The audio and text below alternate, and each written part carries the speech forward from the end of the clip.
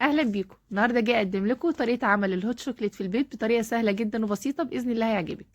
اول حاجه عندي كوبايه الا ربع من الكاكاو الخام الفاتح، عندي نص كوبايه من اللبن البودره، نص كوبايه كريم شانتيه خام، عندي 3 معالق من النشا، ومعلقه صغيره من النسكافيه، وربع معلقه قرفه، وكيسين من الفانيليا. محضره عندي البوله دي نزلت فيها بالكاكاو الخام ويكون لونه فاتح، مع الكريم شانتيه، كريم شانتيه خام، وعندي اللبن البودره، ونزلت عليهم بعد كده ب3 معالق كبار من النشا، ومعلقة صغيرة من النسكافيه، وعندي ربع معلقة من القرفة، وكيسين من الفانيليا، والفانيليا هنا أساسي. هبتدي بقى أقلب كل المكونات دي مع بعضها، وكده يكون عندي بودرة الهوت شوكليت جاهزة وموجودة عندك في البيت. حلوة قوي، طريقتها سهلة، مكوناتها بسيطة، أحلى ما تشتريها من بره بتبقى أسعارها غالية، وكوني ضامنة النظافة بتاعتها. هاخدها بقى اشيلها عندي في برطمان واحفظها، بطلعها وقت بحب اعمل منها، تاخدي منها اللي انت عايزاه زي ما انت شايفه بالشكل ده. ما شاء الله حلوه قوي.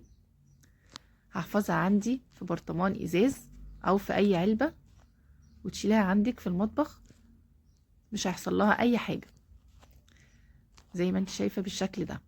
محضره بقى عندي كوبايه من اللبن، وعندي الكسرونه، هبتدي اخد معلقتين كبار من الهوت شوكليت مع معلقتين صغيرين من السكر، لان احنا طبعا ما ضفناش اي سكر فيها، حلي زي ما انت عايزه، مع كوبايه لبن، واللبن يكون بارد. هبتدي اقلب كل المكونات ديت على البارد الاول زي ما انت شايفه بالشكل ده. طبعا معاكي قناه مطبخ فوفا، لو اول مره تشوفيني يلا اشتركي عندي وفعلي الجرس عشان كل جديد يوصلك. هاخد بقى الكسرونه وارفعها على النار، وهبتدي اقلب. كل ما هتقلبي كل ما هتحسي ان هو بيتقل معاكي، اعمليه بالطريقه دي، طعمه بجد تحفه. ابتدى يعمل معايا الوش، هبتدي اطفي عليه وهصبه عندي بقى في كوبايه. ممكن تزينيه بصوص شوكليت او بشوكولاته شيبس او شوكولاته مبشوره. انا عندي شوكولاته مبشوره معلقه، هبتدي ازينه كده، بيديله طعم حلو قوي. كده بقى جاهز عندي، اعمليه للولاد، بيدفي جدا في الشتاء، طعمه بجد تحفه.